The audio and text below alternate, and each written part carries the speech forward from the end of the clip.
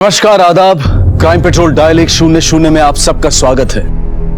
कहते हैं कि अगर परिवार और दोस्तों का प्यार साथ हो तो इंसान जिंदगी की कोई भी लड़ाई जीत सकता है, लेकिन कई बार वो अपनों से ही मात खा जाता है और बदले में जिंदगी हार बैठता है। आज की ये कहानी ऐसी ही कश्मकश से घिरे लोगों के इर्द गिर्द घूमती है, जिन्हें जिंदगी से प्यार तो था, लेकिन इस बात का आभास नहीं था कि मौत चुपके चुपके उनकी तरफ अपने कदम बढ़ा रही है। और ऐसे कई सुलगते सवाल छोड़ जाती है जिन पर वक्त रहते संजीदगी से गौर करना बेहद जरूरी है। आदित्य, सामान घेऊन ये लवकर तुझं। माँ, अब मैं तेरे साथ रहूंगा। चल जल्दी सामान लेके आ। सामान तैयार है, बस लेके आ। दोस्तों से बातें करने मत बैठ जाना, जल्दी से नीचे आ। मैं 5 मिनट। लवकर ही। अरे भैया कैसे? अबे कितनी टाइम लगा दिया है? बस मैं अपना सामान लेकर आता हूँ। चल चल चल चल चल। Okay bye bye bye. अरे आंटी, खुश रहो। एक्चुअली आंटी हम लोग कॉलेज के लिए लेट हो रहे हैं तो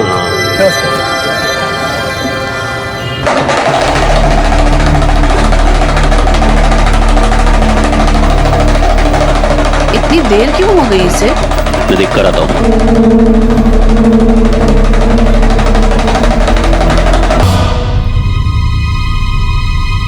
इंसान की सांसें घड़ी की सुइयों की तरह से होती हैं, जो चलते चलते कब रुक जाएं कोई नहीं बता सकता। कुछ ही पल पहले जिंदगी से भरा हुआ आदित्य अपनी माँ अपने दोस्तों के साथ हंस बोल रहा था, और एक ही पल में उसकी हंसी उसकी जिंदगी खत्म हो गई और पीछे रह गई तो बस उसकी माँ की सिसकियां। तो क्या आदित्य ने आत्महत्या की थी या फिर किसी ने मौके का फायदा उठाते हुए उसकी हत्या? अचानक हुई इस सनसनीखेज मौत ने कई सवाल खड़े कर दिए थे। शिखा, संभालो संभालो अपने आप को। चलो उठो, शिखा कहाँ से कूदा ये? और वहाँ ऊपर से कूदो सर। एम्बुलेंस को बुलाओ और बॉडी पोस्टमार्टम के लिए भेज दो। पूरा टेरेस चेक करो, देखो कुछ मिलता है क्या।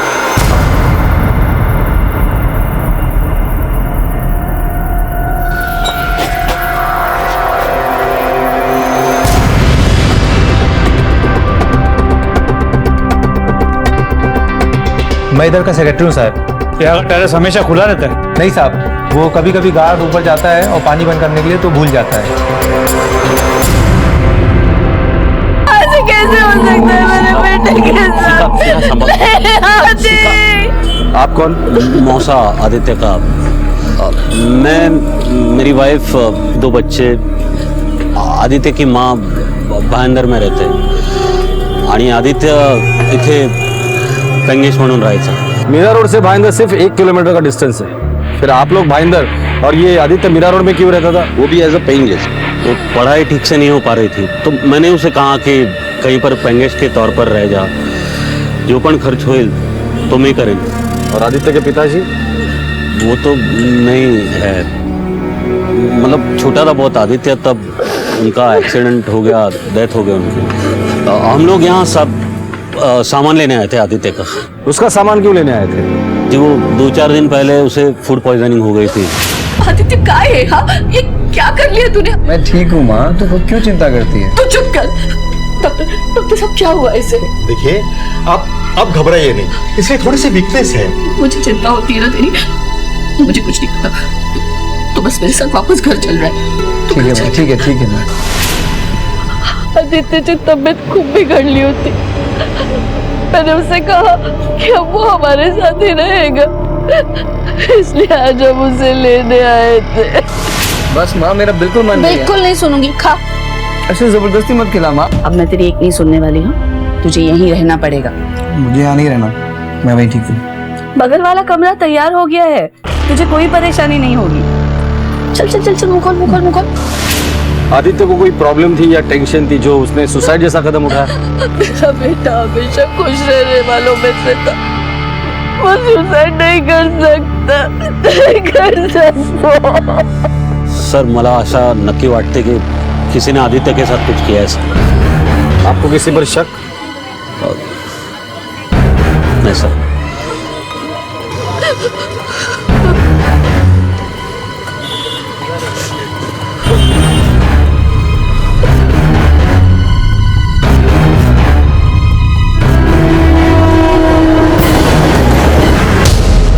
तुम्हारे और आदित्य के बीच कोई झगड़ा तो नहीं हुआ था जिसका नतीजा उसके मौत की शक्ल में सामने आया हो? नहीं नहीं सर, ऐसा कुछ नहीं हुआ था सर। तुम्हारे साथ नहीं तो किसी और के साथ कोई लड़ाई झगड़ा या किसी लड़की को लेकर कोई बात? नहीं नहीं सर, सर हम लोग बहुत अच्छे दोस्त थे सर। फिर क्या हुआ जब आदित्य बेहोश हुआ था? सर हम पास में ही डॉक्टर अस्थाना के क्लिनिक पे उसे ले गए थे, तो डॉक्टर अस्थाना ने ही बताया कि उसे फूड पॉइजनिंग हुई है। उसकी माँ और मौसा जी को पता चला कि उसे फूड पॉइजनिंग हुई है, तो वो उसे अपने घर ले गए। और आंटी भी यही चाहती थी कि आदित्य उनके साथ रहे। सर वो उस दिन अपना सामान लेने ही आया था सर।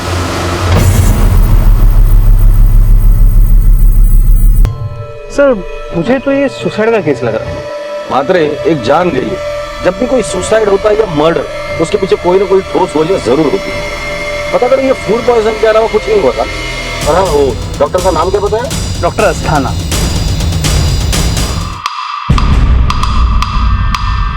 हाँ, ये लड़का आया था यहाँ, फूड पॉइजनिंग हुई थी इससे, लेकिन क्या हुआ? इसकी मौत हो गई। और कैसे? टेरेस से गिरने से। जब ये आपके पास आया था तो इसके हाव भाव या बिहेवियर से आपको लगा कि ये परेशान हो या किसी उलझन में हो? इसके दोस्त जब इसे यहाँ ले आए थे तब ये बेहोश था। जब इसे होश आया तो मुझे वैसे कुछ नहीं लगा। अब इसे कोई परेशानी थी या नहीं, ये तो इसके घर वाले या दोस्त ही बता सकते हैं। आप श्योर है कि इसे फूड पॉइजनिंग ही हुई थी? आप ऐसे क्यों पूछ रहे हैं? भला मैं क्यों झूठ बोलूंगा? आप चाहे तो इसकी रिपोर्ट रिसेप्शन से ले सकते हैं। ठीक है। उसकी अपनी जिंदगी इतनी अधूरी कैसे रह सकती है? पुलिस इस गुत्थी को सुलझा नहीं पा रही थी, तो क्या आदित्य के साथ उसका सच भी चला गया था, या फिर कोई था जो कुछ जानता था?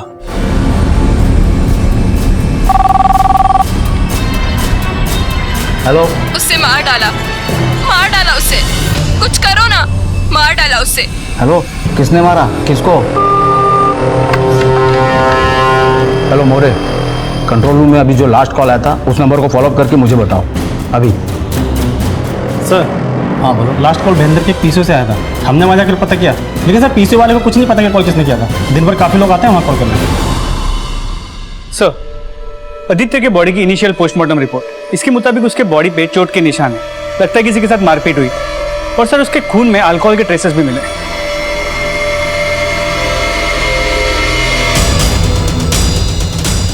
ये कैसे हो सकता है? वो तो ऊपर फ्लैट में अपना सामान लाने गया था, फिर नशे में मारपीट कैसे कर सकता है? और वो भी तब जब उसकी माँ और मौसा उसके लौटने का नीचे इंतजार कर रहे थे। सर इन्वेस्टिगेशन के दौरान पता चला है कि आदित्य बड़ा खुशमिजाज लड़का था, किसी से लड़ाई झगड़ा नहीं करता था।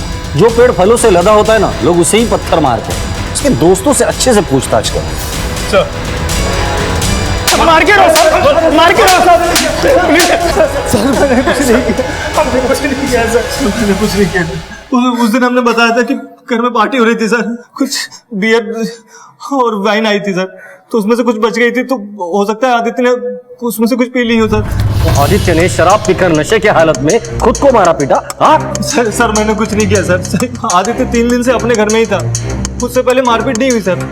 अगर हुई होती तो वो हम लोगों को जरूर बताता सर। हाँ सर, हम लोग सच कह रहे हैं सर। सर मैं जब तीसरे माल से नीचे आ रहा था, मुझे ऊपर से आवाज तो आई, मानो ऊपर कोई लड़ रहे थे। ठीक है मात्रे, ऊपर चलकर पूछताछ करते हैं, शायद किसी ने कुछ सुना। सर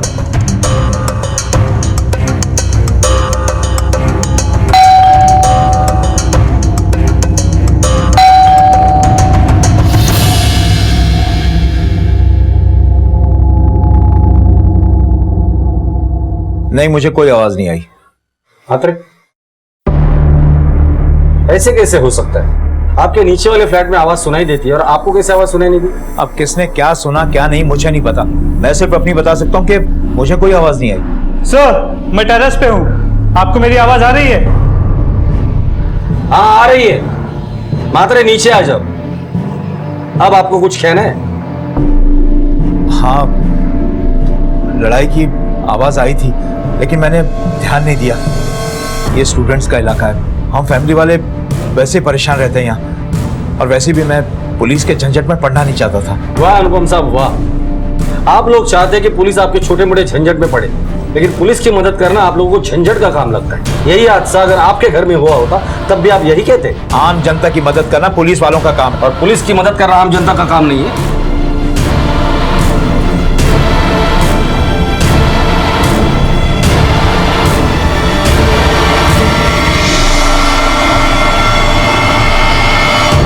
आदित्य की बॉडी पे जख्म के निशान थे।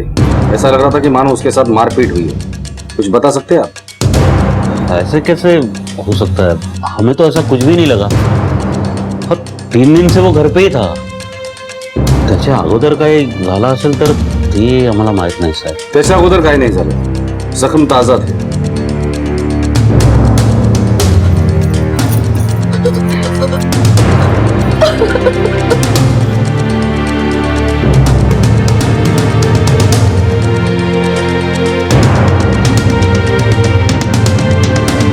ठीक है,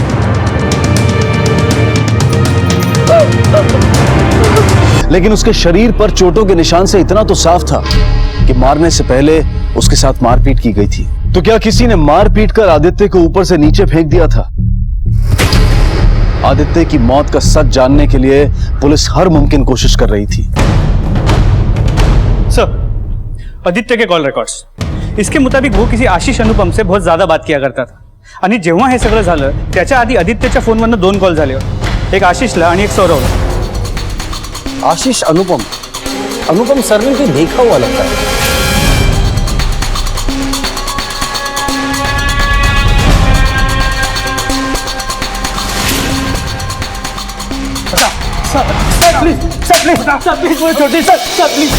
जिस दिन आदित्य के साथ ये हादसा हुआ तेरी लड़ाई हुई थी उसके साथ और तेरी आवाज थी इसलिए तेरे बाप को नीचे वो सुनाई नहीं दी.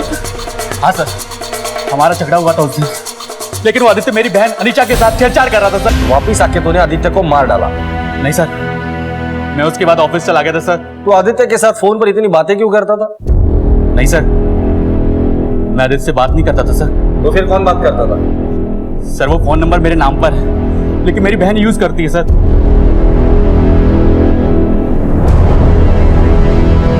सर बता रहा हूँ सर. आदित्य ने मुझे फोन किया था सर. वो मुझसे फिजिक्स की बुक मांग रहा था. सच बोल रहे तू? जी. चल जा. अरे जा. ये आशीष का फोन अनीशा इस्तेमाल कर रही है और आदित्य और अनीशा के बीच दिन रात बात होती है. इसका मतलब आदित्य अनीशा पे जबरदस्ती नहीं कर रहा था. जो कुछ भी हो रहा था वो अनीशा की मर्जी से हो रहा था. शायद आदित्य ने पहले से पी रखी थी. चलकर इस अनीशा से मिलकर हमारी कहानी और उसकी कहानी कितनी मैच होती है वो देखते हैं.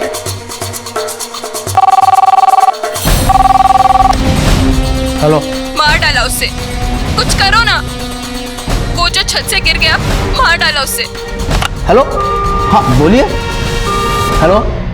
वो कौन था जो बार बार पुलिस को फोन करके इशारा कर रहा था कि आदित्य की मौत आत्महत्या नहीं हत्या है? क्या वो पुलिस को गुमराह करने के लिए ऐसा कर रहा था, या फिर वो आदित्य के बारे में ऐसा कुछ जानता था जो शायद किसी को नहीं पता था और वो बिना सामने आए अपनी बात रख रहा था? लेकिन पुलिस अब भी सच से काफी दूर थी. बेला का क्या आदित्य के साथ कोई ताल्लुक था? हेलो. Hello sir. आपके एरिया से बार बार एक औरत फोन कर रही है. वो बार बार कह रही है कि उसे मार डाला. जो छत से गिर गया उसे मार डाला. ठीक है.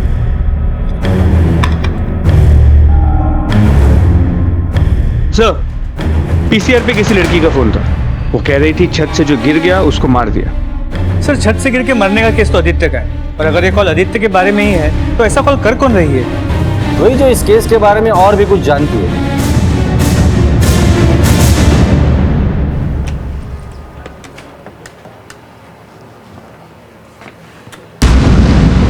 तुमने हमें फोन लगाया और हम लोग तुरंत आ गए. सर वो बाकी की बातें पुलिस स्टेशन में करेंगे. लेकर चलो इसे. सर मेरी बात सुनिए सर. सर मेरी बात सुनिए सर. सर मैं सिर्फ इतना कहना चाह रही थी कि मेरे भाई आशीष ने आदित्य के साथ कुछ नहीं किया. आदित्य तुम्हें छेड़ता था इसलिए तुम्हारे भाई आशीष ने उसे मार डाला. नहीं सर, आदित्य अब इस दुनिया में नहीं रहा. इसका ये मतलब नहीं है कि मैं उसके लिए कुछ भी बोलूंगी. आदित्य एक अच्छा लड़का था. हम दोनों एक दूसरे से बहुत प्यार करते थे. जिस दिन वो यहाँ से जा रहा था उसने मुझे कॉल करके टेरेस पे मिलने बुलाया था. वो सब तो ठीक है अनीशा, बट मैं तुम्हारे बिना नहीं रह सकता. मैं क्या करूँ आदि? मेरे घर में सबको हमारे बारे में पता चल चुका है और किसी को भी मेरा तुमसे मिलना पसंद नहीं है. मगर Anisha I love you too Aadi. लेकिन पापा हमारे रिश्ते के बारे में कभी नहीं समझेंगे. जब से उन्हें हमारे रिश्ते के बारे में पता चला काफी नाराज है मुझसे. वो कभी मेरी शादी अदर कास्ट में नहीं होने देंगे. तो ये सब तुम पहले नहीं सोच सकती थी? आदि लेकिन मुझे जाना होगा. और फिर आशीष भैया मुझे रूम में लॉक करके ऑफिस चले गए। तो तुमने पुलिस स्टेशन में फोन करके ये क्यों बताया कि आदित्य को किसी ने मारा है? सर मैंने आज से पहले कभी पुलिस स्टेशन में कॉल नहीं किया, आज पहली बार पुलिस स्टेशन में कॉल किया था, और वो भी सिर्फ इसलिए कि मेरे भाई ने कुछ नहीं किया। ये सब तुमने हमें पहले क्यों नहीं बताया? अगर मैं आपको पहले कुछ भी बताती तो आप आदित्य की मौत के लिए मेरे पापा और भैया पर शक करते। आदित्य जब तुम्हें मिलने आया था क्या वो नशे में था? नहीं सर।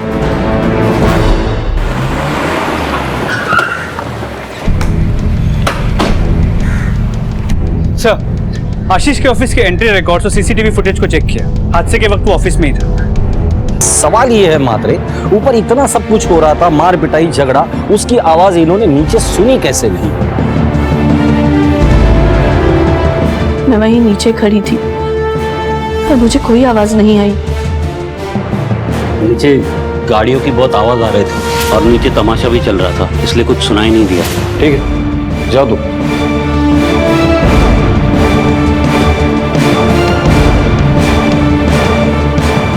ये आदित्य के कॉल रिकॉर्ड निकालो और दोबारा से। मात्रे, इस आदित्य के बाप के बारे में जरा पता करो। सर,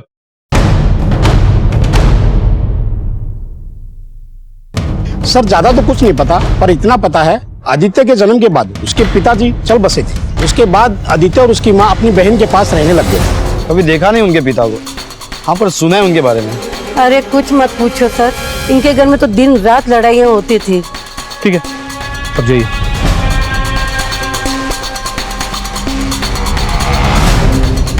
आदित्य बहुत अच्छा था पढ़ाई में, इस कॉलेज का बेस्ट स्टूडेंट था, हमेशा मार्क्स भी अच्छे आते थे, स्पोर्ट्स में भी बहुत अच्छा था। मुझे आदित्य के डॉक्यूमेंट्स देखने। जी जरूर।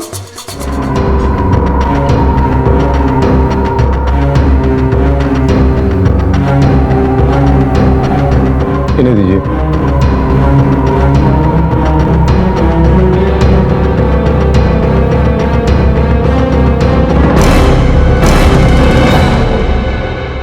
सर, आदित्य के कॉलेज जाके उसके एडमिशन डॉक्यूमेंट्स को चेक किया। वहां उसके फादर्स नेम की जगह पे आकाश जोशी का नाम लिखा है। आपने हमसे झूठ क्यों बोला? जी वो शिखा मेरी पत्नी मधु की सगी छोटी बहन है, घर पर अक्सर आ जाया करती थी आणि आम्ही प्रेमात पडलो, फिर शिखा प्रेग्नेंट हो गई। मैं प्रेग्नेंट थी, ये बात हम लोगों को बहुत लेट पता चली और इस वजह से मेरा अबॉर्शन नहीं हो पाया। मुझे तो सब पता था सर, लेकिन मैं क्या करती? तमाशा खड़ा करके अपनी शादी तो नहीं बर्बाद कर सकती थी ना। समाज के डर से मैंने शिखा को अपने पास अपने घर में ही रख लिया आणि सगळ्यांना सांगितलं की उसका पति मर गया। तो हम दोनों पति पत्नी की तरह ही रहते हैं, बस हमारी शादी नहीं हुई। आकाश के साथ प्यार और ये रिश्ता सब मेरी ही गलती थी। उस घर में न कभी मैं खुश रह पाई और न कभी मेरा बेटा, इसीलिए उसे नई गेस्ट में शिफ्ट होना पड़ा। मैं जानती हूँ मेरे आदित्य को किसने मारा है, मैं अब और चुप नहीं रह सकती। आदित्य को आकाश ने मारा है। वो कभी नहीं चाहते थे कि मेरा बेटा घर वापस आए। आकाश ने ही मेरे बेटे की जान ली है। उसने उसे धक्का दे दिया था, मैंने खुद देखा है। खोटे संग देते, बकवास कर रही है शिखा। मैं क्यों मारूंगा खुद अपने बेटे को? सब कम से कम मरने के बाद तो उसे बेटा कहा तो नहीं। तेरे पास तो कई वजह थे उसे मारने की, मौका मिलते ही धक्का दे दिया उसे। नहीं साहब, मैंने धक्का नहीं दिया उसको, मैं तो खुद गया था ऊपर उसे ढूंढने। सर आदित्य,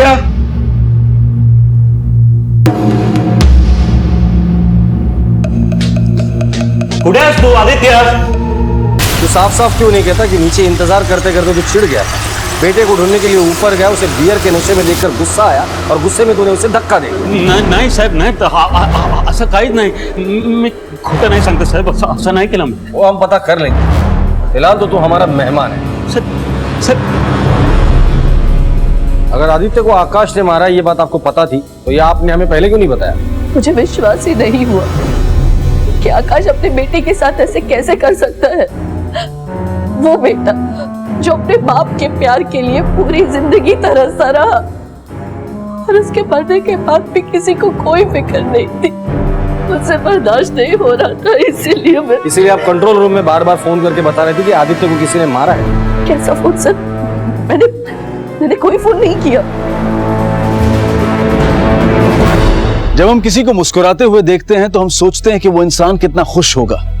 अगर कोई हर वक्त जी भरकर हंसता है तो उस इंसान की हमारे दिमाग में यही छवि बनती है कि शायद तकलीफें और परेशानियां उसकी जिंदगी की गलियों से कभी गुजरी ही नहीं होंगी। लेकिन अक्सर ये सच नहीं होता।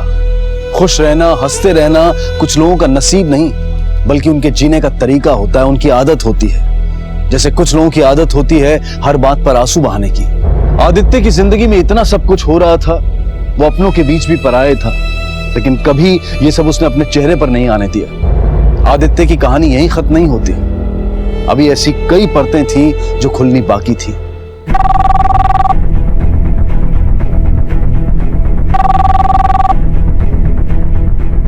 हेलो, किसी काम के नहीं हो तुम सब। पकड़ो ना, जिसने उससे मारा है वो छत से गिरकर मर गया, किसी ने कुछ नहीं किया। हेलो हेलो हेलो हेलो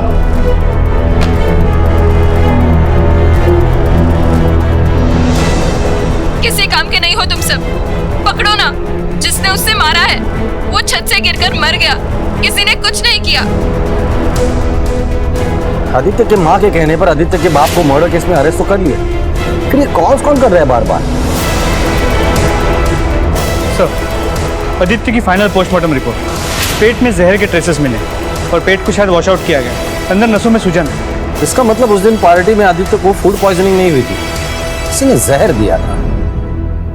सच कह रहे हैं सर, सच कह रहे हैं सर, हमने कुछ नहीं किया है सर, सच कह रहे हैं सर। तुम लोगों ने इसे जहर देकर मारने की कोशिश की है। नहीं सर, वो जहर उसने खुद खाया था सर। आपको पता है इसने जहर खाया था? जहर? तुम लोग इसे यहाँ वक्त पर ले आए, नहीं तो इसकी जान चली जाती थी। ये पुलिस केस है। नहीं सर पुलिस को इन्फॉर्म मत करिएगा सर। एक्चुअली क्या था कि वो अपनी गर्लफ्रेंड और फैमिली को लेकर बहुत टेंशन में था सर, इसलिए इसने जहर खुद खाया था सर। हम लोग पुलिस के चक्कर में फंसना नहीं चाहते सर। हाँ सर, ये पुलिस केस है। I have to inform police. Sir हम लोग सब स्टूडेंट है सर। देख लीजिए हम लोग करियर खराब है, प्लीज सर। तुम इतने दावे के साथ कैसे कह सकते हो कि उसने खुदकुशी की? सर जिस दिन उसकी मौत हुई उस दिन उसका फोन मुझे फिजिक्स की बुक के लिए नहीं आया था सर। कोई भी उसकी आवाज़ सुनकर ये नहीं कह सकता था कि वो मरने वाला है। पहले तो मैंने पुलिस को नहीं बताया ताकि मैं पकड़ा ना जाऊं, फिर अचानक वो मर गया सर। मैं डर गया था सर, पिछली बार का सच छुपाने के लिए उसमें मैं फंस जाऊंगा सर, इसलिए चुप रहा सर। किसी ने उसका मर्डर नहीं किया सर, उसने सुसाइड किया है।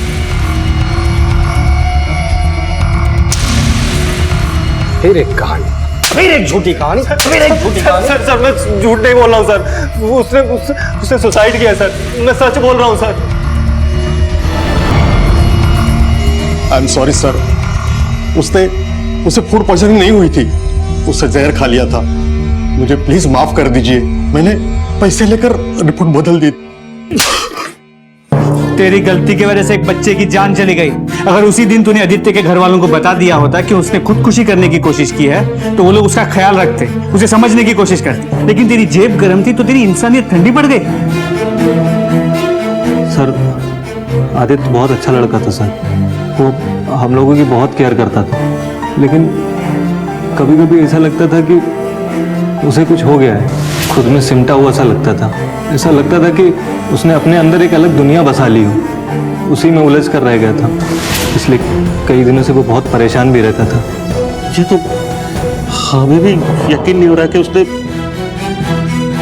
सब आप क्या दावे के साथ कह सकते हैं कि उसने खुदकुशी की है सर?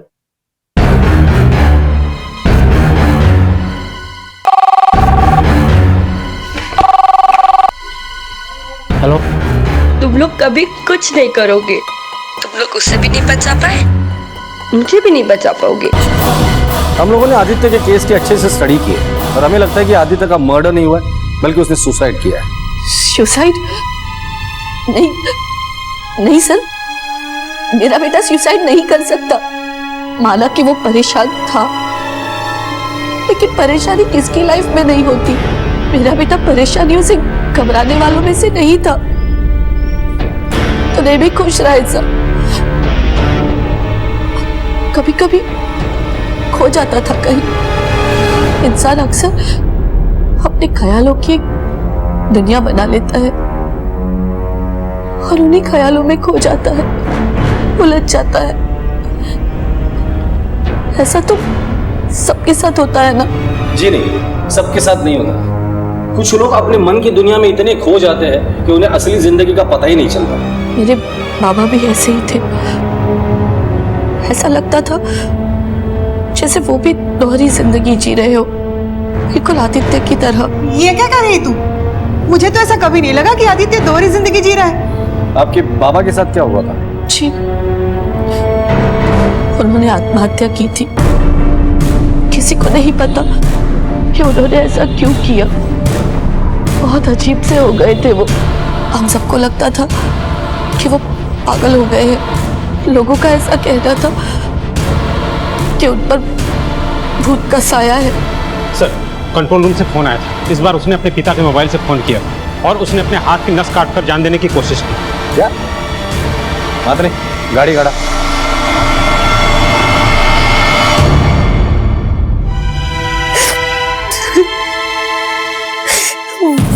भैया बहुत अच्छे थे। तमाशा दिखाते वक्त मुझे चोट लगती तो सब लोग हंसते, लेकिन वो भैया कभी नहीं हंसते। वो मेरा दर्द समझते। तमाशा दिखाते वक्त मैं सबके सामने हंसती थी, लेकिन अंदर ही अंदर चुपके मैं रोती थी। मुझे मालूम है वो भैया भी मेरी जैसे रोया करते थे चुप चुप के।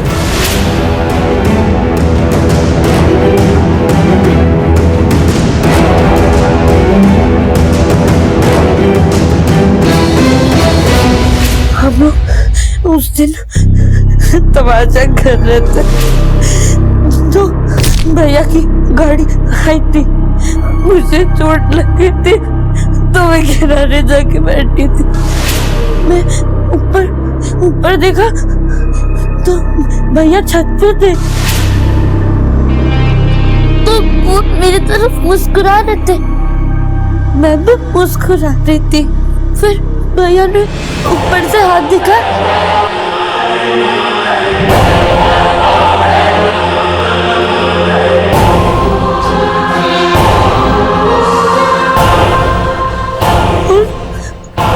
अचानक से भैया कूद गए। मैं भी भैया की तरह बनना चाहती हूँ। मुझे अब कोई नहीं समझता। मैं बहुत गंदी हूँ, मैं मोटी हूँ, भद्दी हूँ। बाबा को भी यही चाहिए ताकि बाबा को मेरी वजह से और पैसे मिले, ताकि मैं और मोटी हो जाऊँ और भद्दी हो जाऊँ। मुझे कोई नहीं समझता। साहब इसके जोकर वाले काम से खुश होके तो सब इसको पैसा देते थे, और दूसरा काम तो ये करना ही नहीं चाहती। इसलिए तू उसे टॉर्चर करेगा। बच्चों से काम करवाना कानूनन जुर्म है। अब हम बनाते हैं तुझे जोकर और अपना तमाशा दिखाना हमारे लॉकअप में। मात्रे ले चलो इसे। मेरी बात तो सुनो साहब। सब कोई नहीं समझता, कोई नहीं समझता।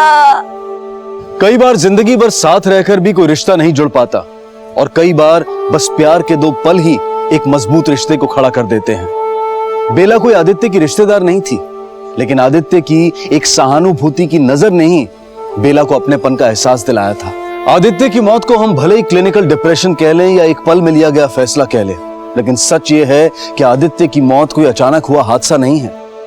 ये अंत है उस चिंगारी का जो धीरे धीरे उसके अंदर सुलग रही थी, और जब उस चिंगारी ने एक ज्वालामुखी का रूप ले लिया तो ये दर्दनाक अंजाम सामने आया। क्राइम पेट्रोल सभी माता पिता से निवेदन करता है कि अपने बच्चों को सुख सुविधाओं के साथ साथ समय दें, उनकी परेशानियों को, उनकी दिमागी हालत को समझने की कोशिश करें, उनके साथ ऐसा रिश्ता बनाएं कि वो अपने दिल की हर बात आपसे शेयर करें। और नौजवानों से हमारा निवेदन है कि मौत को अपनी परेशानियों का हल हरगिज ना बनाएं। याद रखिए, अगर आप उस वक्त मुस्कुरा सकते हैं जब आप पूरी तरह से टूट चुके हों, तो यकीन मानिए दुनिया की कोई ताकत आपको तोड़ नहीं सकती है। दुनिया की कोई भी परेशानी, कोई भी उलझन इंसान को नहीं हरा सकती है जब तक कि वो खुद हार न मान ले। इसी विचार के साथ अब मैं अनूप सोनी आपसे विदा लेता हूं। फिर मुलाकात होगी अगले एपिसोड में एक और चौंका देने वाले केस के साथ। तब तक अपना और अपने परिवार का ख्याल रखें और देखते रहें क्राइम पेट्रोल डायल 100। सबक एक को सीख हम सबको। जय हिंद। नमस्कार, आदाब। क्राइम पेट्रोल डायल 100 में आप सबका स्वागत है। दुनियादारी के बाजार में अपने हुनर और मेहनत की रोटी तो हम सभी कमाते हैं, लेकिन अगर मेहनत को सही दाम और हुनर को अच्छी शोहरत ना मिले तो कोशिश ऐसी जुगत लगाने की होती है जो सच्चे कदरदान और अच्छे खरीदार हम पे नजर करें। लेकिन जो लोग बिकने और दिखने के लिए अपना ईमान बेच देते हैं, उन्हें कीमत बड़ी भारी चुकानी पड़ती है।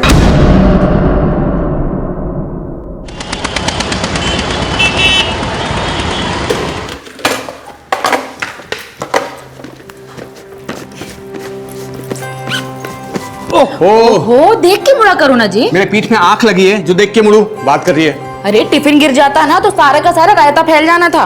रायता तो वैसे ही फैले रखा है। सवेरे सवेरे ना मुंह फुला के नहीं जाते। अरे मिट्टी डालो, मुस्कुराओ ना। दुकान खोलने का टाइम हो रहा, चलता हूँ। बड़े अनरोमांटिक हो गए हो, कहीं किसी और पे दिल तो नहीं आ गया?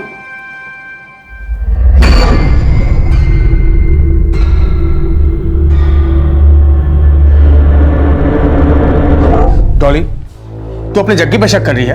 अरे मजाक कर रही थी, बुरा ना मानो, डॉली है। डॉली, तूने फिर से इस तरह का मजाक किया ना तो मैं तेरा हेयर स्टाइल बिगाड़ दूंगा मैं। अरे ऐसे रहा करो ना मुस्कुराते हुए। चलो अब छेती छेती जाओ और देखना जाते के साथ आपकी बोनी होगी। चलता। हाँ, कभी गुस्सा कभी हंसी। ये जग्गी जी भी ना बिल्कुल स्प्लिट पर्सनालिटी हैगी।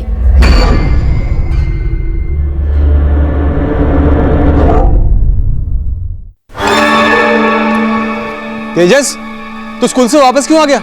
ये कपड़ों का क्या हाल बना रखा है तूने? बेटा झगड़ा हुआ क्या? पता ना बेटा क्या हुआ? होना क्या है? तू जरा आप और सुनना मुझे पड़ता है। तेजस, बदतमीज। जग्गी जी आप अपना मूड मत खराब करो, मैं इससे बात करती हूँ ना। तुमने सुना क्या बोला उसने? हाँ मैं बात करती हूँ, आप जाओ आप जाओ।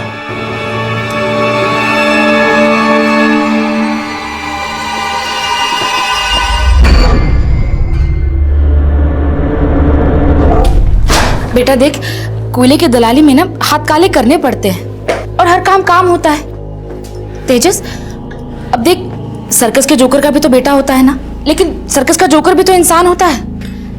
देख तू ना जिसको जो बोलना है बोलने दे, तू बस अपनी पढ़ाई पे। मम्मी, जोकर की बीवी बनने में ना आपको प्राउड होगा। मैंने तो शर्म आंधी की मेरा तो बेटा।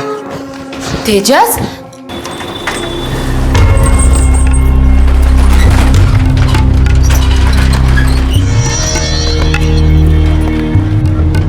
पाजी, 10 मिनट में कस्टमर आने वाले। तेजस, इतना गुस्सा नहीं करते बेटा। पता है पैसा कमाने के लिए ना बहुत पापड़ बेलने पड़ते हैं। जब बड्डा होगा ना तब अक्ल आएगी तुझे। देख, तेरे पापा जो कुछ भी कर रहे हैं हमारे लिए तो कर रहे हैं ना।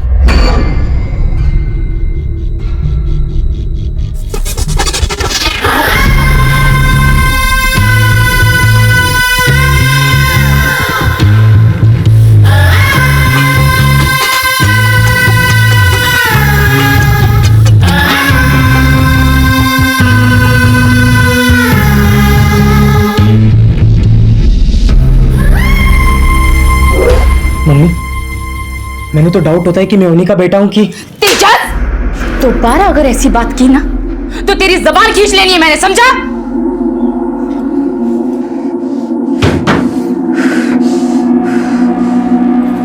कल तेरे फ्रेंड ने ना मेरा मूड ही ऑफ कर दिया। क्यों? अरे क्या बोलूं मैं, बोली नया हेयर स्टाइल कर दूं, तो मैंने सीजर उठाया तो उसके एक्स बॉयफ्रेंड का फोन आ गया। जब मैंने कटिंग शुरू किया तो उसके नए बॉयफ्रेंड का फोन आ गया। एक्स बॉयफ्रेंड, नए boyfriend, I was just standing like this, ring cut. You know what, my God, मैं तंग आ गया था। अच्छा, उसके बॉयफ्रेंड का छोड़, तेरा कोई बॉयफ्रेंड है क्या? मेरी लाइफ मेरी वाइफ। Oh really? तूने कभी बताया नहीं तेरी वाइफ भी है? क्यों, शॉक लग रहा है या गिल्ट फील हो रहा है? जेलस हो रही हूँ। नॉटी। चलो, योर पेडिक्योर इज डन। पोशाक और तौर तरीका बदलने से हस्ती तो बदल सकती है, लेकिन अगर जिंदगी के प्रति नजरिया दो तरफा हो तो दो नावों का सफर डुबो भी सकता है। डूबने वाला तो फिर भी मासूम कहलाता है, लेकिन डुबोने वाला कहीं ज्यादा खतरनाक होता है। डॉली, ये दरवाजा क्यों खुला रखते हो? चल खाना लगा दे, भूख लगी है मुझे। तेजस, ओ तेजस पुत्र।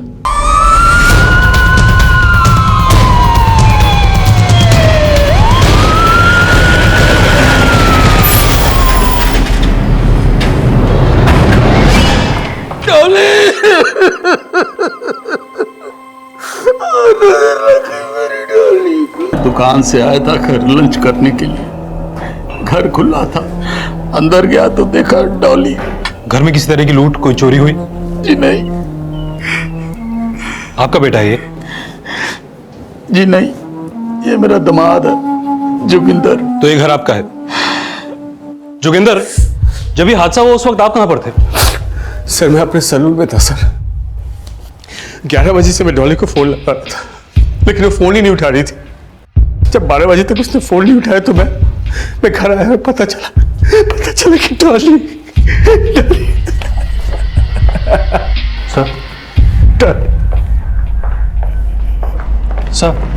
सर बॉडी पे मल्टीपल स्टैबिंग के मार्क मिले हैं और मर्डर वेपन भी गायब है, लेकिन सर बॉडी पे ज्वेलरी इंटैक्ट है। डॉली के फादर भी कह रहे हैं कि घर से कोई सामान गायब नहीं है। तो अगर हत्या लूट के इरादे से नहीं की गई तो ये कोई आपसी रंजिश का मामला हो सकता है।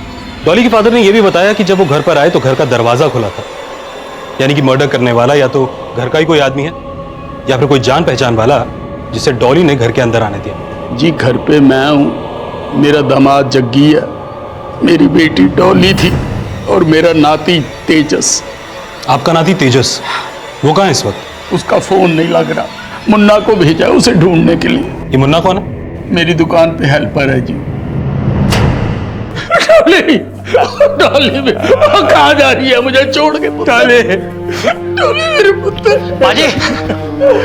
पाजी वो तेजस तो आज स्कूल ही नहीं गया है। हाँ? क्या सर तेजस तो मेरे सामने स्कूल के लिए निकला था सुबह। कितने बजे निकला था? 7 बजे सर। और तुम कितने बजे निकले थे? सर मैं 8, साढ़े 8 बजे निकल गया था सर। और आप? जी मैं तो 10 बजे तक घर पर था। 10 बजे तक मैं डॉली को हंसता खेलता छोड़ के गया, आके उसे मरा हुआ देखा। मैंने तेजस को फोन लगाया, उसका फोन बंद आ रहा था। पता करो कि तेजस वाकई में स्कूल गया था या कुछ और हुआ है। तेजस के नाना कह रहे थे कि उसके पास एक मोबाइल फोन भी है। उसके लास्ट लोकेशन के बारे में मालूम करो। नाना और पिता इन दोनों के एलिबाइज को भी क्रॉस चेक करो और आस पड़ोस में पूछताछ करो, हो सकता है कि कोई लीड मिले। ठीक है सर। शुरुआती जांच में माना जा रहा था कि डॉली की हत्या करने वाला शायद डॉली को जानता था, जो शायद डॉली की मर्जी से घर में आया था, या वो घर का सदस्य भी हो सकता है। हत्या का मकसद साफ नहीं था, लेकिन हत्या बेहद ही क्रूरता से की गई थी। इस केस में डॉली के बेटे, पति और पिता की भूमिका को भी खंगाला जा रहा था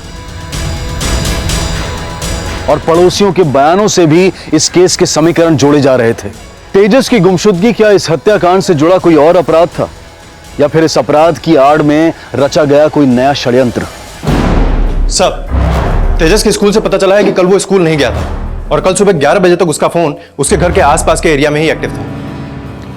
कहीं ऐसा तो नहीं कि डॉली के मर्डर में तेजस का कोई कनेक्शन है और उसका फादर और उसका नाना उसे बचाने की कोशिश कर रहे हैं? लेकिन सर हमें इस केस में तेजस के पिता जग्गी के किरदार के बारे में भी समझना होगा।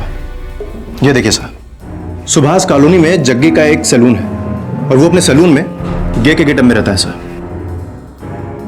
गे के गेटअप में? Yes sir. और मैंने इसके सैलून के आसपास भी पूछताछ की है। फेमस हेयर स्टाइलिस्ट है और सर काफी फीमेल क्लाइंट्स भी हैं इसकी।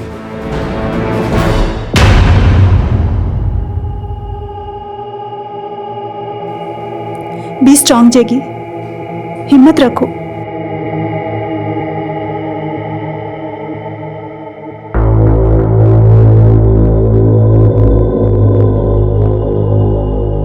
तेजस का भी पता कर रहा, कल से नहीं आया, यहां जैगी जैगी बन के खड़ा मत रहा है।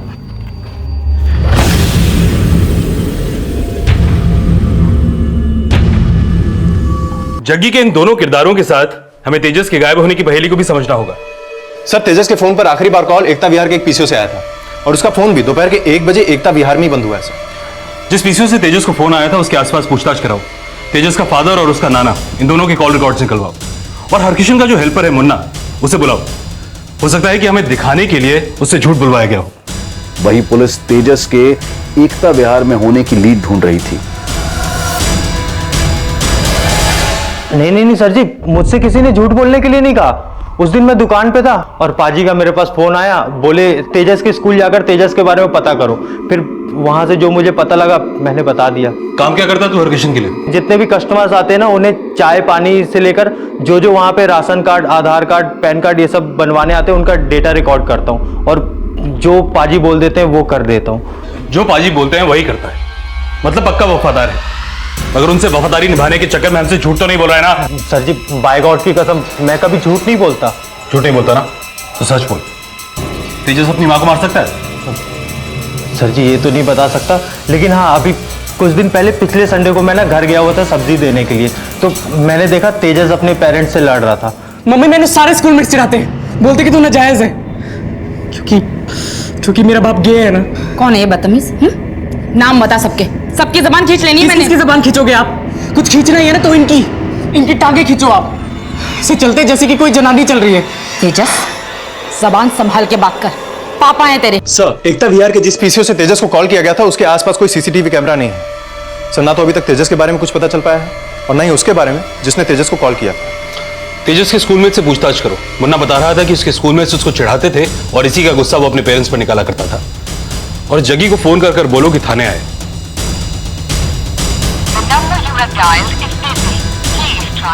सर, जग्गी का फोन बिजी है।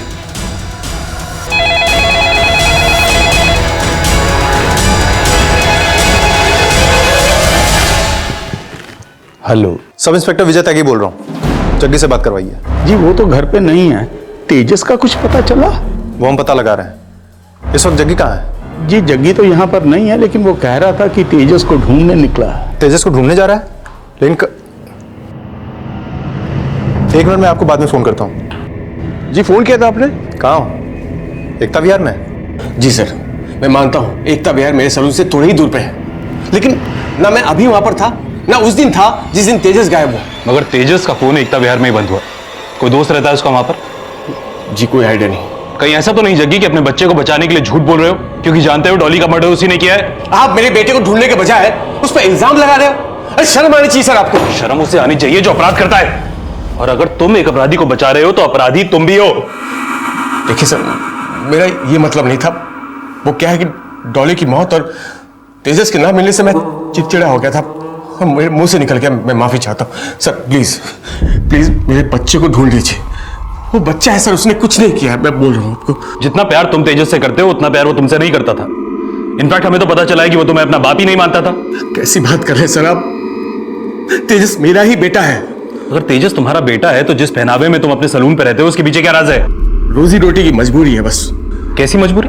5 साल पहले मेरा सलून जंगपुरा में था, लेकिन मैं वहां ऐसे बन के नहीं रहता था सर। फिर वहां एक नया सलून खुला जिसका कारीगर गे था सर। मेरे सारे कस्टमर्स उनके पास जाने लगे। आमदनी आधी से भी कम हो गई सर। खर्चा निकालना मुश्किल हो गया था। फिर एक दिन मेरी पत्नी ने कहा मुझसे कि जग्गी जी, तो इस बार समर्स में वेकेशन कैंसिल? तू तो जानती है डॉली, काम कितना मंदा हो गया। पापा जी से आपको पैसे लेने हैं नहीं, और इस तरह तंगी में ना मुझसे नहीं रहा जाता। कुछ तो करना पड़ेगा ना। क्या करूं डॉली, मुझे कुछ समझ नहीं आ रहा है। देखिए, आप ना जंगपुरा वाली दुकान बेचकर किसी और जगह ले लो और नई शुरुआत करो, और थोड़ा रंग ढंग बदलो अपना। मतलब ये कि जग्गी की जगह जैगी बन जाओ। ये क्या बोल रही है तू?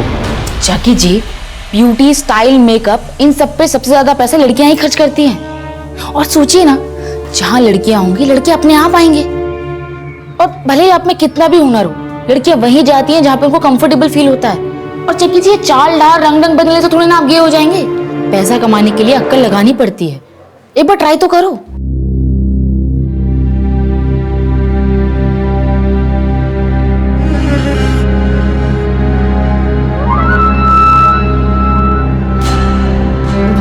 मुझे ये सब नहीं करना है, मुझसे नहीं होगा ये सब। मैं निकाल रहा हूँ मेकअप। अच्छा, कल तक परेशान थे कि धंधा मंदा चल रहा है, और अब मेरा आइडिया भी नहीं मानना है आपको? दुनिया में मेरा तमाशा बन जाना है यार। दुनिया गई तेल लेने जग्गी जी, दुनिया वाले आके हमारे घर का खर्चा उठाएंगे क्या? तुम बार कुछ नहीं जग्गी जी, अगर आप अपने हिसाब से चले ना तो जिंदगी भर दाल रोटी के सिवा कुछ नहीं कमा पाएंगे। फिर से शुरू करें, देखिए ऐसे। डॉली बहुत प्रैक्टिकल थी, मैंने उसकी बात मान ली।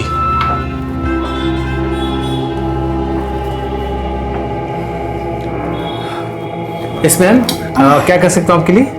कोई लेडी ब्यूटिशियन नहीं है क्या? देखिए जग्गी जी, आपका काम ऐसा है कि लड़कियों को तो आपको टच करना पड़ेगा, लेकिन हाँ, लड़कियां ना मेल ब्यूटिशियन के साथ पहली बार में कंफर्टेबल नहीं होती हैं। और कभी गलती से कोई क्लाइंट गुस्सा कर भी देना तो बस एक चीज का ध्यान रखना, तुरंत उसकी तारीफ कर देना। उसके बालों की, उसकी खूबसूरती की उसका ध्यान भटक जाएगा, और इतने समय में ना वो समझ जाएगी कि आप जग्गी नहीं जैगी है। आप डोंट वरी, मैं हूं ना। By the way, you have a beautiful hair. Thank you. Lot of curls. मैं क्या करता हूँ इसको स्ट्रेट। फिर उसके बाद मेरा सलून चल पड़ा। एक क्लाइंट, लगातार क्लाइंट आने लगे, बहुत सारे क्लाइंट आने लगे सर। पर हमारा बेटा समझ नहीं पाया, पर वो हमारी परवरिश की वजह से नहीं सर, बल्कि उन नासमझों की सोच का शिकार बना जो किसी की मजबूरी को मजाक में उड़ा देते।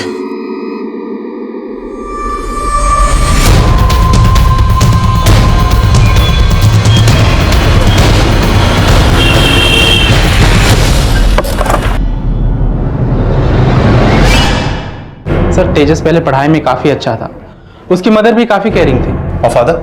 सर, उन्हें कभी स्कूल में नहीं देखा।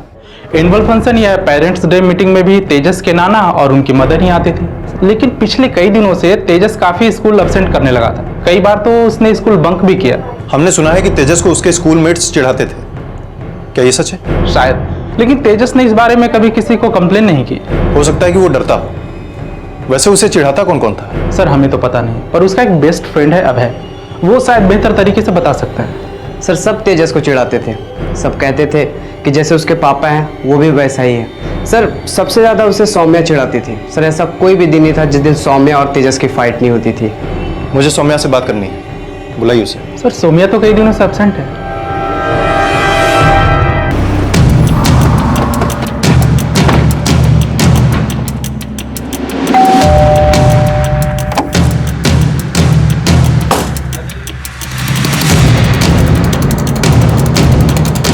जी सर। हमें सौम्या वशिष्ठ से मिलना है, एक केस के सिलसिले में कुछ बात करनी है। केस? कैसा केस? आपकी बेटी कई दिनों से स्कूल नहीं गई, इसकी वजह जान सकते हैं? सर, उस तेजस ने इसका सर फोड़ दिया, इसलिए इतने दिनों से स्कूल नहीं गई। सौम्या, हमें पता चला है कि तुम तेजस का मजाक उड़ाया करती थी, उस पर कमेंट किया करती थी। सर, सब लोग उसे लूजर ही बोलते थे, इसलिए एक दो बार मैंने बोल दिया, लेकिन उसे पता नहीं मुझसे क्या प्रॉब्लम थी। माना कि हम लोग उसे चिढ़ाते थे, पर उसकी हरकतें वैसी थी, वो गुस्से में कभी भी किसी को मार देता था। तेजस ने सौम्या को मारा तो आपने उसकी कंप्लेंट क्यों नहीं की? उस रात जब ये घर आई, इसने मुझे कुछ बताया नहीं, बहुत डरी हुई थी। फिर जब इसने मुझे बताया तो मैं तेजस के पेरेंट्स से मिलने जाने ही वाली थी कि मुझे पता चला कि उसकी माँ का मर्डर हो गया है।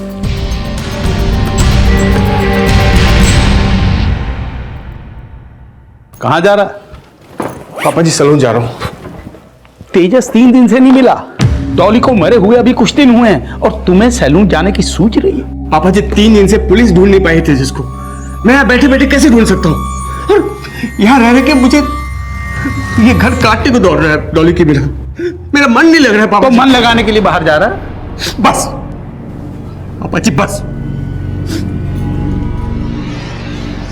साहब, ये रही डॉली की पोस्टमार्टम रिपोर्ट। इस रिपोर्ट के मुताबिक डॉली की बॉडी पर 7 बार स्टैबिंग की गई थी। ये डॉली ये काफी बनटन कर रहा करती थी ना, और उसका पति अपने सैलून पर एक गे बनकर रहता था। इस डॉली का कोई अफेयर भी तो हो सकता है। सर, डॉली के कॉल रिकॉर्ड से तो ऐसी कोई बात सामने नहीं आई है सर, लेकिन जग्गी के कॉल रिकॉर्ड से एक बात कंफर्म हो चुकी है कि इसका फोन सुबह 11 बजे से बंद था। पोस्टमार्टम रिपोर्ट के मुताबिक डॉली का कत्ल 11 से 12 बजे के बीच हुआ। तेजस का फोन भी उसी दौरान उसी एरिया में एक्टिव था सर, लेकिन 1 बजे के बाद इसका फोन भी बंद हो गया और तब से तेजस भी गायब है। सर, तेजस का गायब होना, डॉली का कत्ल होना और उसी दौरान इस जग्गी का फोन बंद होना काफी कोइंसिडेंटल लगता है सर। तुम सही कह रहे हो त्यागी। डॉली का मर्डर और तेजस के गायब होने के पीछे एक ही आदमी का हाथ लगता है, और वैसे भी इस जग्गी की भूमिका इस केस में शुरू से ही काफी सस्पिशियस है। डॉली, तेजस और जग्गी के बीच में कुछ तो ऐसा हुआ जो कि डॉली के मर्डर की वजह बना। इस जग्गी से और पूछताछ करनी पड़ेगी।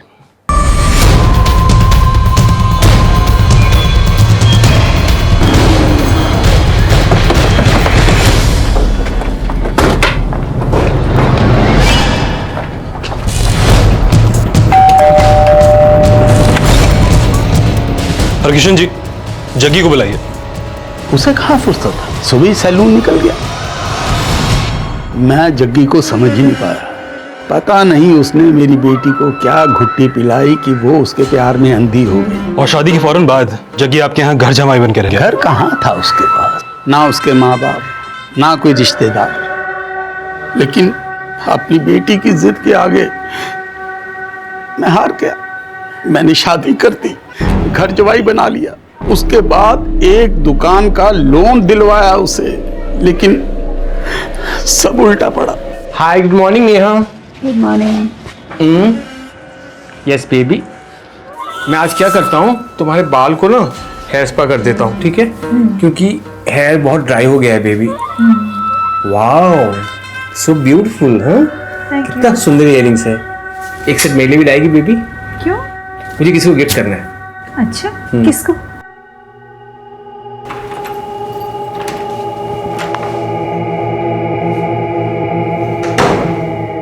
सैलून के साथ साथ रंग ढंग भी बदल गए हैं। ये क्या नौटंकी हो रही है सैलून में? पापा जी, वो धंधा बढ़ाने के लिए। धंधा बढ़ा रहे हो या हमारी इज्जत पे बट्टे लगा रहे हो, ये बता। उस जग्गी ने हमें कहीं का नहीं छोड़ा। मगर जग्गी तो कह रहा था कि गे बनकर ब्यूटी पार्लर में काम करने का आइडिया उसे डॉली ने ही दिया था। डॉली तो भोली थी। वो जैसा कहता डॉली मान जाती। और तेजस पर इन सब का क्या असर पड़ा? तेजस के ऊपर बहुत बुरा असर पड़ा। स्कूल में उसके फ्रेंड्स उसे छेड़ते थे। वो अपने पापा को कहता था कि इन सबको बंद करो, लेकिन जग्गी जब भी उसे कोई बात करता तो मार के कर। वो छोटा बच्चा बेचारा कब तक सहता। इस जग्गी का पूरा बैकग्राउंड निकलवाओ, पता करो कि ये वाकई में अनाथ है या कोई अलग ही शख्सियत है। तब तक मैं इससे दोबारा मिलता हूँ। ठीक है सर। जग्गी, जरा यहाँ पे ये साइड के थोड़े ठीक से सेट करना, और यहाँ से भी। गुस्सा ना करो, बुरा ना मानो, डॉली है। मत खींचो, दर्द होता है यार। ओ, दर्द होता है, दर्द होता है, दर्द होता है। दिखाओ दिखाओ, बुरा नहीं मानो, डॉली है। जग्गी, क्या कर रहे हो ये? ओ सॉरी, मुझे लगा साबुन है, साफ कर।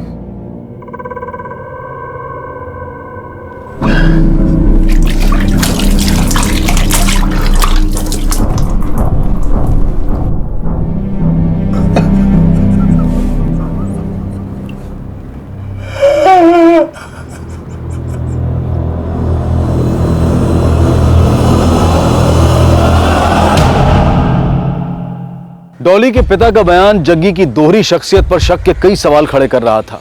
अब यह भी पता लगाया जा रहा था कि कहीं जग्गी का बैकग्राउंड किसी अपराध से तो नहीं जुड़ा था। लेकिन इससे पहले कि पुलिस जग्गी से दोबारा पूछताछ करती, उन्हें तेजस की डेड बॉडी मिलने की सूचना मिली।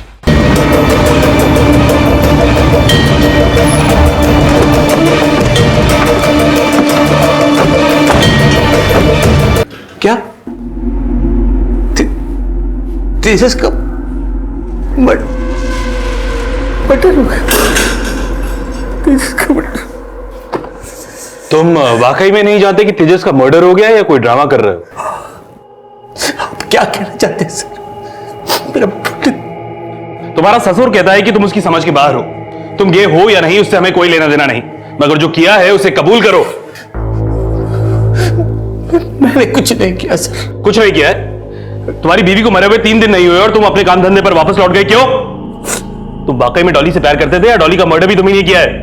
नहीं सर, मैं डॉली से बहुत प्यार करता था। तो जिस दिन डॉली का मर्डर हुआ उस दिन तुम्हारा फोन बंद क्यों था? मैं डॉली को लगातार फोन ट्राई कर रहा था, मेरे फोन की बैटरी चली गई। डॉली की फिक्र हुई तो मैं सीधा घर आ गया सर। जग्गी, तुम्हारा फोन 11 बजे बंद हुआ और तुम घर पहुंचे हो 1 बजे। हाँ सर, रास्ते पे बाइक खराब हो गई थी इसलिए देर हो गई सर। फिर से ड्रामा कर रहा है? ड्रामा नहीं कर रहा हूं सर, मुझ पे इतना घटिया आरोप मत लगाइए सर। मैं डॉली से बहुत प्यार करता था, उसे एक खरोच भी आए ना तो मैं सहन नहीं कर पाता था, और आप बोल रही मैं डॉली को मार दिया। और तेजस तो तुमसे नफरत करता था ना? लेकिन मैं उसे डॉली से कम नहीं चाहता था सर। उसके प्यार के लिए मैं तरसता था, बाप होने के नाते उसके प्यार के लिए मैं तरसता था। अब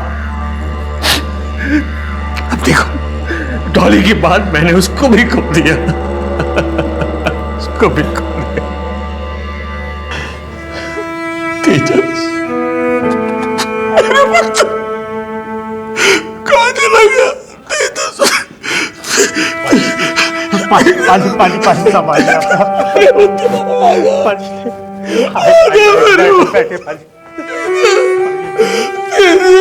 मेरा पुत्र मुझे छोड़ के चला गया।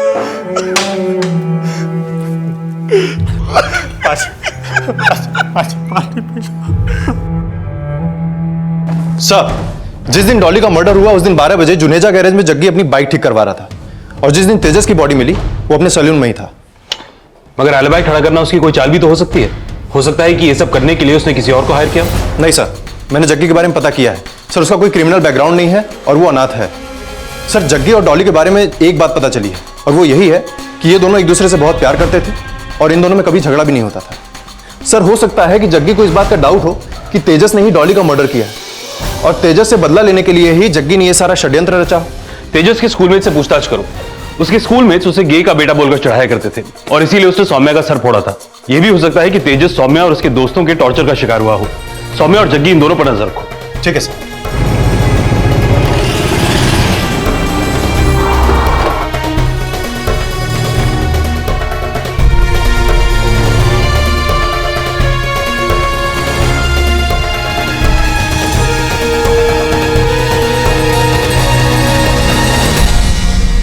इस केस में पुलिस अब एक तरफ सौम्या की भूमिका को भी इन्वेस्टिगेट कर रही थी और जग्गी पर भी नजर रखी जा रही थी।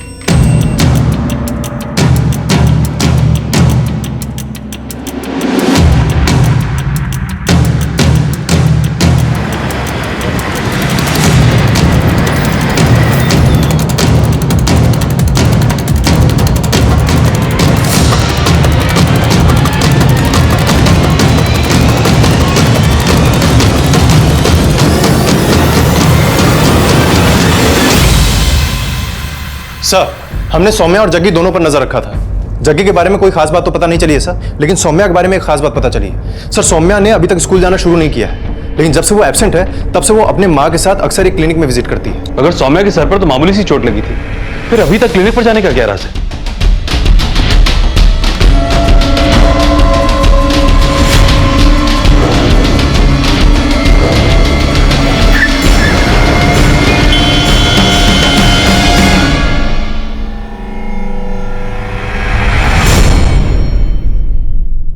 जी सर, सौम्या का ट्रीटमेंट मैं ही कर रहा हूँ। आखिर ऐसी भी क्या बीमारी है सौम्या को कि उसे अक्सर आपकी क्लिनिक पे आना पड़ता है?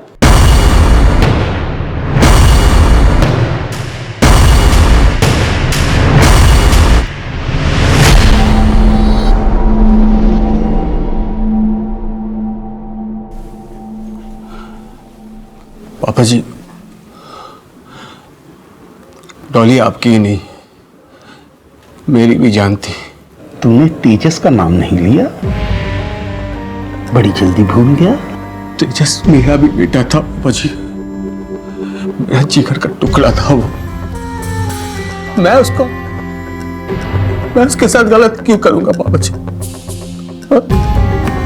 पापा जी, अगर आप चाहते हैं कि मैं ये घर छोड़कर चला जाऊं तो मैं चला जाता हूं, लेकिन अगर मैं घर छोड़ के चला गया तो डॉली की आंख में कौन से कि उसके जाने के बाद मैंने आपका ख्याल नहीं रखा, आपको छोड़कर चला गया। अप्पा जी, आपने मुझे कभी अपना बेटा नहीं समझा, लेकिन मैं आपको हमेशा पिता समझा, और पिता का महत्व मुझ जैसे अनाथ से ज्यादा कौन समझ सकता है।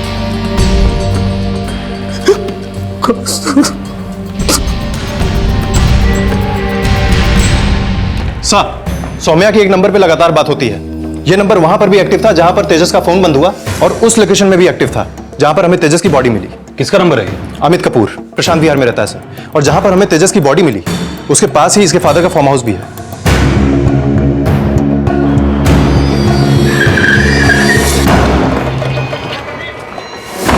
मालिक का तुम्हारा क्या हुआ साहब? दरवाजा खोलो, चल दरवाजा खोलो। पूरे फार्म हाउस को चेक करो, उधर जाओ, उस कमरे में देखो, इस कमरे में चेक करो।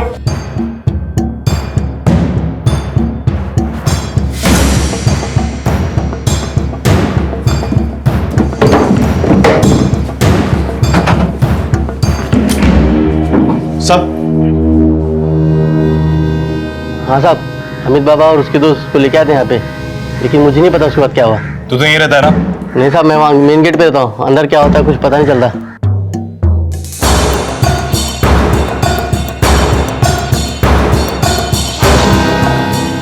तेजस ने सिर्फ तुम्हारा सर फोड़ा था या कुछ और भी किया था?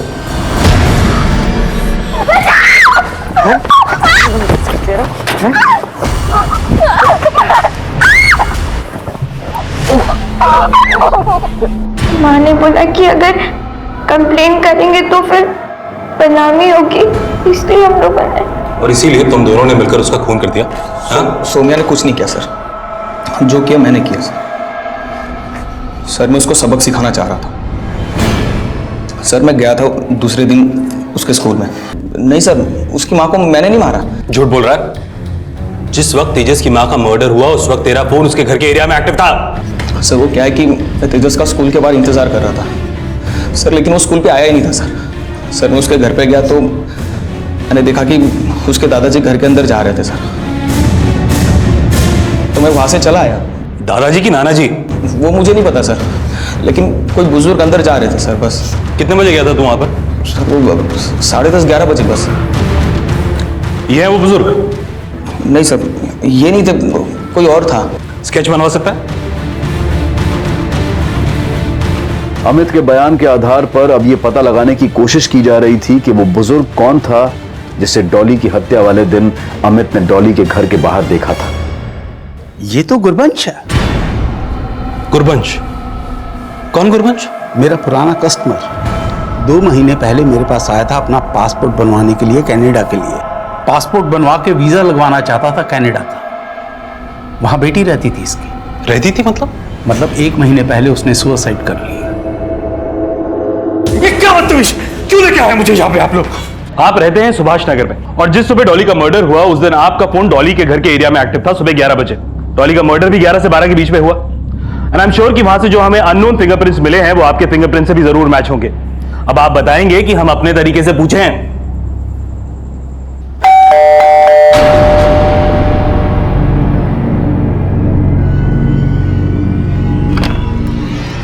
अरे अंकल जी, आप? पापा जी तो दुकान चले गए। वो मुन्ना कह रहा था घर आए हैं। नहीं तो। और कोई ना आते ही होंगे, रास्ते में होंगे। ऐसा कर पुत्र, मेरे को जरा पानी पिला दे। हाँ जी, आप आओ, बैठो, अभी लेकर आते।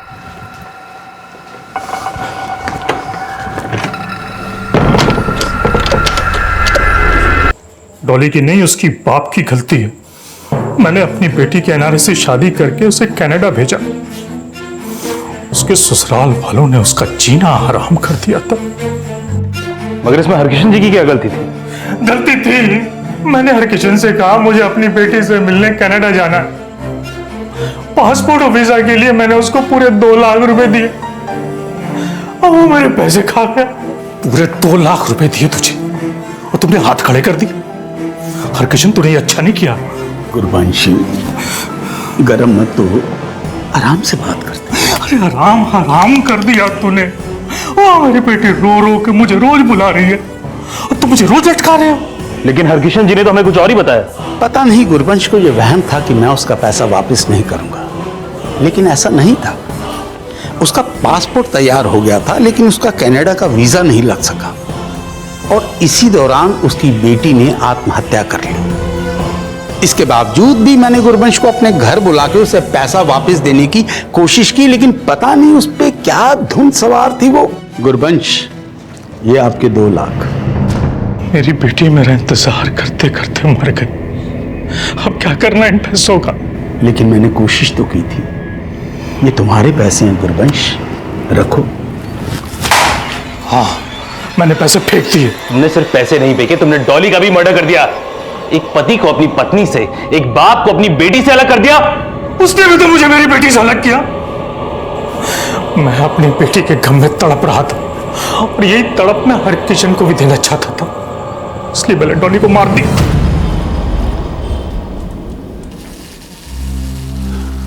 जग्गी के काम करने के तरीके को हमेशा शक की नजर से देखा गया, लेकिन डॉली की हत्या करने वाला हरकिशन के काम से ही जुड़ा शख्स था। गुरबंश और हरकिशन के बीच हुई 2 लाख रुपए की डील गुरबंश की ऐसी उम्मीद पर टिकी थी जिसने गुरबंश को इतनी हताशा से भर दिया कि वो हरकिशन की बेटी की हत्या कर बैठा। गुरबंश ने जो किया वो कतई माफी के काबिल नहीं है, लेकिन गलती हरकिशन से भी हुई।